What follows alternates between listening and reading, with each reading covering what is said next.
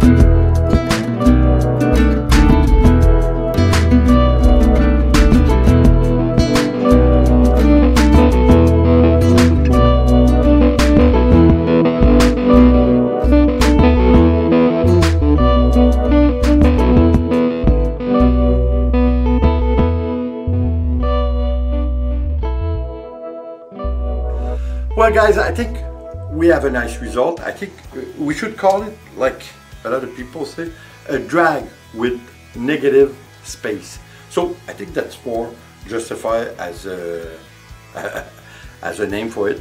I think it's nice. I think, like I said, I did use almost half of the canvas to do my negative space. It's not quite negative space like you see often. I wanted to try a change, and I did have a lot of acrylic, so I didn't have a choice, as a matter of fact. So, but still, it's very nice. I think you have a predominant color, which is green.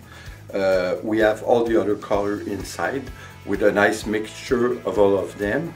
You have cells, you have defined line. I think it's very fine as a detailed painting and as a work of art. I think it's a nice way to go about it. I like to, I should say that I like a lot this technique of negative painting. I think it's going to be something we're going to try again soon, but we're going to bring a spin, a nice spin, I think, to it. It's going to be colors like, say, white and maybe yellow and a little bit of red over black instead of the other way around. So I think it's going to be nice. I think it's going, you know, it resembles a bit of the simpleness of, I'm going to say it, of Siqueiros, which did only use acrylic and water just to see the reaction. And I think the reaction, as always, because we did try a couple of times this way of going about it without any other kind of product, only water and acrylic, and I think the result is great.